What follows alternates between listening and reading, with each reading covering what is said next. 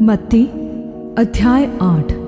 जब यीशु उस पहाड़ से उतरा तो एक बड़ी भीड़ उसके पीछे हो ली, और एक कोढ़ी ने पास आकर उसे प्रणाम किया और कहा, हे प्रभु, यदि तू चाहे तो मुझे शुद्ध कर सकता है। यीशु ने हाथ बढ़ाकर उसे छुआ और कहा, मैं चाहता हूँ, तू शुद्ध हो जा।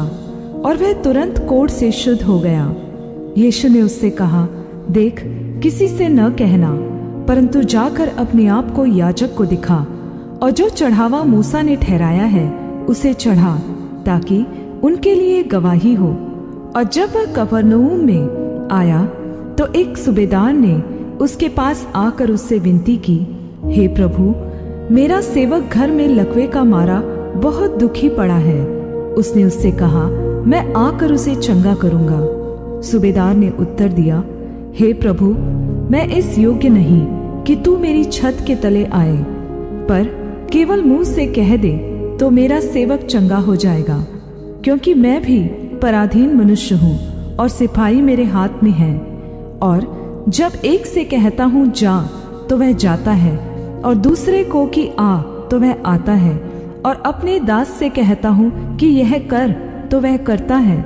यह सुनकर यीशु ने अचंबा किया, और जो उसके पीछे आ रहे थे उनसे कहा, मैं तुमसे सच कहता हूँ कि मैंने इज़राइल में भी ऐसा विश्वास नहीं पाया।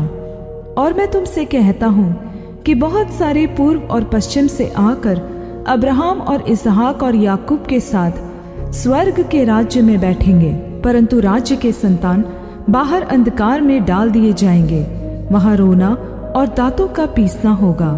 और यीशु ने सूबेदार से कहा, जा, जैसा तेरा विश्वास है वैसा ही तेरे लिए हो। और उसका सेवक उसी समय चंगा हो गया। और यीशु ने पतरस के घर में आकर उसकी सास को तेज बुखार में पड़ा देखा। उसने उसका हाथ छुआ और उसका ज्वर उतर गया, और वह उठकर उसकी सेवा करने लगी। जब संध्या हुई तब वे उसके पास बहुत से लोगों को लाए जिनमें दुष्टात्माएं थी, और उसने उन आत्माओं को अपने वचन से निकाल दिया और सब बीमारों को चंगा किया, ताकि जो वचन यशायाह भविष्यद्वक्ता के द्वारा कहा गया था वह पूरा हो। उसने आप हमारी दुर्बलताओं को ले लिया और हमारी बीमारियों को उठा लिया।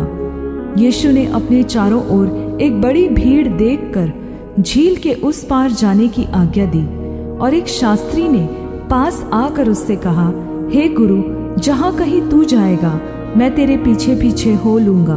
यीशु ने उससे कहा, लोमड़ियों के भट्ट और आकाश के पक्षियों के बसेरे होते हैं, परंतु मनुष्य के पुत्र के लिए सिर धरने की भी जगह नहीं है। एक और चेले ने उससे कहा, हे प्रभु, मुझे पहले जाने दे कि अपने पिता को गाड़ दूं। यीशु ने उससे कहा, तू मेरे पीछे हो ले और मुर्दों को अपने मुर्दे गाड़ने दे। जब वह नाव पर चढ़ा तो उसके चेले उसके पीछे हो लिए, और झील में एक ऐसा बड़ा तूफान उठा कि नाव लहरों से ढपने लगी, और वह सो रहा था।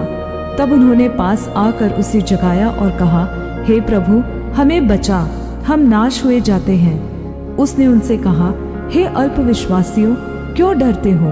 तब उसने उठकर आंधी और पानी को डांटा, और सब शांत हो गया। और लोग अचंबा करके कहने लगे, यह कैसा मनुष्य है कि आंधी और पानी भी उसकी आज्ञा मानते हैं। जब वह उस पार गदरेनियों के क्षेत्र में पहुंचा तो दो मनुष्य जिनमें दुष्टात्माएं थी कब्रों से निकलते हुए उसे मिले, जो इतने प्रचंड थे कि कोई उस मार्ग से जा नहीं सकता था। और उन्होंने चिल्लाकर कहा, हे परमेश्वर के पुत्र, हमारा तुझसे क्या काम? क्या तू समय से पहले हमें दुख देने यहाँ आया है? उनसे कुछ दूर बहुत से सूअरों का झुंड चर रहा था। दुष्टात्माओं ने उससे यह कहकर विनती की, यदि तू हमें निकालता है तो सूअरों के झुंड में भेज दे। उसने उनसे कहा, जाओ। और वे निकलकर सूअरों में घुस गई, और सारा झुंड टीले पर से झपटकर पानी में जा पड़ा और डूब मरा। और चरवाहे भागे और नगर में जाकर ये सब बातें और जिनमें दुष्टात्माएं थी उनका सारा हाल कह सुनाया। और सारे नगर के लोग यीशु से भेंट करने को निकल आए और उसे देखकर विनती की कि हमारे क्षेत्र से बाहर निकल जा।